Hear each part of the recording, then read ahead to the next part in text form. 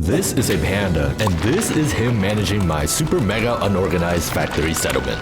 Why did you hire that guy? You did that! This is one of the many things in Endfield that just makes me ask, what is Endfield even about? For example, look at this beautiful scenery, a genuinely breathtaking land that makes me want to go outside to visit them, and yet, let's put a giant factory here and mass produce medicine to sell back to the poor. Did you tell me not to disrupt nature?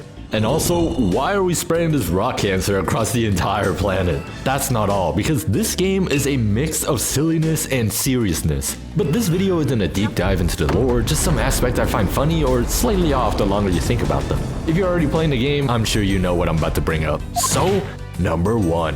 I've been a longtime fan of Arknight since the dawn of its existence in a global server, so I was already down to see these animal hybrid looking people, because if you didn't know, humans do not exist. Except for the rainbow team, but that's a whole different story.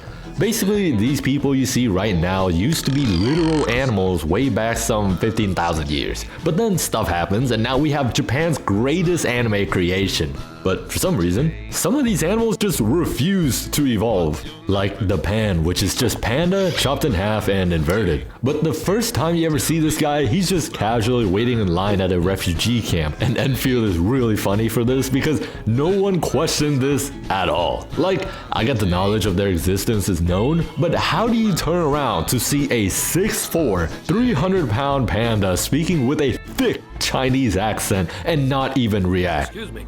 Mind if you move a little? I need some room. Sir, you're pretty big yourself. What? How are you so calm right now? You know what? Maybe it's because we're in a crisis situation right now. He got other things to worry about. But right after getting into the camp, he immediately started cooking in what I can presume as like a chef position, or he's just doing it for fun, I don't know. But the craziest part is, if you upgrade the camp twice, he becomes the guy running it. And this camp brings in over 22,000 an hour. If we do the math, this outpost is making over 500,000 a day. This gotta be the craziest resume of all time. Listen to this man's verified work experience, because this is the Asian guy my mom would compare me to. The Pan is an owner of a hot pot eatery, a tiangshi at the HAS, an electrician, carpenter, machinist, background extra in a movie, and an unlicensed taxi driver. But that's not all. There is a water bottle he carries around that's from Hongsheng, the place he originally studied in, and that bottle is only awarded to a vanguard scientist, which I had to look up, but it's basically someone who pioneers new technology or research in their field. But you know what? I got a lot of respect for the man. Despite being good at literally everything, he's quite humble about it. What brings the Pan the most joy in life is helping people, and especially children, whom he often spent all of his money for. I forgot to talk about Andre, but to be honest, there's not much to talk about. He's just an owl man that's smart in the science thing. But my guy Anto? Fluorite to be a fellow scaly friend of mine to some degree. I find her strong, powerful tail attractive, but she forbade me from making tactile assessments. That's a prime HR violation. He's just like me for real. This is for people who don't know, and it's a funny lore thing, but there was a summer event in the first game where you encountered the native people while they were arguing on which was more attractive, thick tail or thin tail. But, you know, personality trumps all, guys, come on. I'm not sure if they're gonna add more playable animal characters, since it was pretty rare in the original game, especially because only the male is a whole animal while the female remains like 99% human, which might cause some questioning people. But me? Alright, nice! I don't know the psychology behind it, but take a broke redhead gambler and put some triangles on her. Come on, silly creature. But give her sharp triangles? Come on, man! That's too easy! Obviously, there's a lot more that comes to play here, like personality, design, and whether they want to kill me or not. Which, personally, the Endfield designs are kind of a miss for me. Like, I'm pretty sure those outfits are OSHA violation. I stayed away from all spoilers on this game to the best of my ability. So imagine my surprise when I saw this. A shy, introverted girl with ice power. Guess what kind of creature she's supposed to be? This is her ancestor. The really long word I can't pronounce is a bloodline cursed with rotting alive, and the only way to sustain themselves is through cannibalism. This caused them to become feral, bloodthirsty warriors back in the day. However, sometime later, a Nazareth witch discovered a process to overcome the rot, a process that involves the extreme cold. Hence why our last Rite here is a cryo unit. But the craziest part is, she is contractually obligated to wear these clothes. Like, there is a lore reason as to why she's half naked. But her heritage of super cannibal give her a surprisingly interesting story because she's actually a really kind person that's currently starving herself. Imagine the story they could tell with her. But this is the part of Endfield where I ask myself, how are most of these people in the same universe as Arknights? Like, these are the nicest people I've ever seen. I cannot imagine the Pan whipping out his 16-inch carbon steel wok and cracking people's skull, only to literally cook me a 5-star meal 10 seconds later. Chen is my favorite character so far, and she can really go from, I sure hope everyone is okay in Valley 4, then 10 seconds later bisect a man with a smile. I haven't read every piece of literature yet, so correct me if I'm wrong, but it just seems like everyone gets along super easily. Where's the racism? You black. Black is no. Is it because we haven't seen any sarcasm yet? And you might be typing in the comments telling me that this game takes place like 150 years in the future, but humanity has existed for over 100,000 years. Actually, you know what? Let me give you a personal story. When I was in middle school, I ran into this 6'2" horizontally white guy, and he did the classic Asian jokes. You know, the squinty eyes, the... But one day, he found out that I was a League of Legends player. That's twice the ammunition for now. But instead of humiliation, he actually gave me his username, and I later added him on both Discord and League. Guess what this man's icon was? How are you gonna make fun of me when you're literally cosplaying a Chinese bear? Obviously, he's one of my best friends to this day, but he doesn't watch my videos, so... Back to what I was saying, there's not a single discrimination moment I've seen on screen yet. Most of these interaction boils down to, oh no, I can't believe I did this thing. That's okay. It's not your fault. Just help more people. You're right. But I will give the story some grace because this is just the first 2 chapters, and being rude to the company that gives you advanced, never seen before tech is probably a bad idea. Except, there is a faction called the Landbreakers, and I genuinely have no idea what they're even about. See, in the beginning of Arknights, you are introduced to 2 factions. Rhodes Island, which is our Endfield, and Reunion.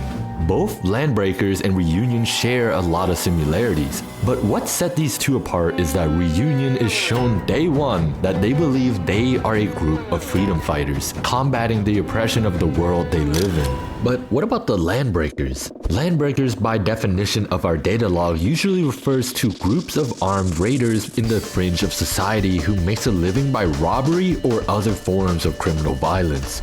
Originally, they were led by a warlord named Jacob Mason. We don't know exactly how, but eventually Jacob Mason and his Landbreakers were completely defeated by the Civilization Band, which splits the Landbreaker into 3 major clans: the Sand Reavers, the Pack, and the Bone Crushers. So maybe we shouldn't kill these homeless people roaming around that's just trying to get by, right? Absolutely not. We don't know much about the Sand Reavers, and the Pack is currently partnered with Endfield, but the Bone Crushers? They're just doing this for the love of the game. Everywhere we go, these guys are deliberately hurting and killing people. And for what? Because a hot woman told them to? No! Well, yes, but also because they genuinely enjoy it. Like, take a look at this crisis mission. After the eruption of the Aether Gate, many of the local residents and staff got put in critical condition. Mind you, they caused this. But while Endfield was sending medicine in support of the area, a bunch of Bone Crusher raided the caravan just because. But after going to retrieve it and even seeing this woman try her absolute best to reason with them, like she told them many people, including children, are in desperate need of this medicine, and listen to how they respond. We don't parlay. We just take. There is no rhyme or reason behind this action. Chen, bisector organs. And this is happening all over Valley 4. The entirety of Chapter 1 is a race to move and defend against their constant attacks while avoiding total annihilation. For all we know right now, the Bone Crushers specifically have always been raiders and murderers. They attack so often that we know something was wrong purely from the fact that they aren't doing it. Just from the evidence alone, I cannot see that these people are being pushed to survival like Reunion. Maybe something changed in the future, more evidence that they're somehow misunderstood, but as of right now, you should not feel bad for these people at all. Of course, none of this is to say that we are the good guys either. For all we know, maybe the Civilization Belt is actively stirring the pot with these Bone Crushers for like money or something, I don't know. The game is still in its early stage and there's a lot of really cool concept they could go with, but this leads me to talk about Endfield itself. Oripathy had always been a major problem in this game. Not only was it an incurable painful disease, keep this in mind, it also caused a major discrimination across the entire world, with the worst of the treatment in Ursus. While some faction like Rhodes Island grew to try and combat this disease, others light a fire to try to burn off their oppressors. However, Originium was also found to be a really good source of energy, which sparked into a whole technological advancement that pushed the world into what it is now. So what does this mean for the future? Because we infected the entirety of Talos 2 with Originium. You take the role of the Endfield industry leader, and in the first few hours after waking up, you can already see the consequence of your past action. The spreading of Originium continued to spread the Oripathy disease to the point that it is now a common disease in Talos 2. But we are the one to cultivate this thing. Don't stress over it, Endman. Okay. In my opinion, I think it's great that Oripathy is treated like diabetes now rather than what it was before. It just goes to show that Rhodes Island has achieved most of its goals, ridding a lot of the stigma behind the infected people and making an incredibly effective suppression medicine that's also affordable. But if we just zoomed out for a bit, imagine spreading an incurable disease across the world and also being the only one able to sell the medicine. That's some crazy capitalistic move right there. It reminds me of this really old game called Excel Table Money with the same premise. However, unlike what I just told you, it is later revealed that the administrator had to do this in order for humanity to survive multiple extinction level events. Currently, there is some sort of master plan at play that your past self set up and has only told bits and pieces of to your crew. Beside that, Originium itself is an intricate piece of technology that helps everyone. So you can understand that Originium needs to exist. It's like if we take away electricity in our world, I'm not gonna lie, most of us might be doomed. But I just find it funny that we are placing factories everywhere, constantly selling products to people. I know Perlica said our policies to respect nature, we're boosting economy, and honestly, we're not even that destructive like the Bone Crushers, but look at this. We are putting marketable plushies in a refugee camp. What is this kid looking at? 10% for what? Is that a rice cooker? I just made my first million on the stock market. Dude, this is the best. This is the best thing ever. But tell me if you guys are the same. I try my absolute hardest to not ruin the aesthetic of this beautiful nature with my pylons. Just look at this. Look what they're making me do. But speaking of the Endman, have you guys seen the way people treat this man? They're out here describing him like he's Satoru Gojo, which at this point, I'm having fun with. Like, you'll be walking around and see the coolest thing ever, but then Perlica or some random NPC hit you with, she's known to be the smartest engineer to ever exist. Behind the administrator, of course. Known to be the fastest operator in Endfield. Behind the administrator, of course. Known to be the strongest horsewoman ever. Behind the administrator, of course. What? But he doesn't even use the sword like... Obviously, I made those up. But my questions still stand. Why are we the only one who knows how to do anything? I maybe understand the technology of Endfield because we invented that, so we're the only one who should know how to fix and maintain such equipment. But then you'll see these quarry workers asking you to fix their stuff in their own field? It gets to a point where these characters are literally praising you for rotating a water funnel. do that? Impressive, Just honestly, bless them for making it this far. These are specimens. Though I'm not gonna lie, I gotta give props to them because I never really questioned this till recently. You are playing as a living legend, kinda like Big Boss from Metal Gear, so having this kind of reaction makes sense. But despite gassing you up to be this legend among legend, they still have the audacity to bombard you with endless tutorial. Like, look at this, man. This has to be the most egregious case of babying your player I have ever seen. Genuinely, look at me. I recommend you to just skim the tutorial, like mash the X button or whatever you're using and just learn on the go, because reading this thing makes me more overwhelmed than talking to a girl in the voice chat. I'm sorry guys, I'm recording this at 3 a.m. in the morning. Look at this. This is supposed to be a tutorial on how to use the conveyor belt, and I can easily let you figure out what this thing does, or summarize it in one sentence. Connect one end to the other and items will travel through automatically. That's it! Why do I need an 80-step process for this? But for real though, I've been enjoying Endfield a lot, especially the factory and the exploration. It's a really fun game and I personally don't care much for the gacha. You don't even have to worry much about the factory stuff. I just really like it. Like genuinely, I spent over 50 hours before finally going to the second Chinese land. There's definitely a lot more funny or weird stuff I can talk about, so tell me what you guys think. But the only real issue I have is the UI, because my default for exiting top-down mode is to press escape or the pause button. Every time!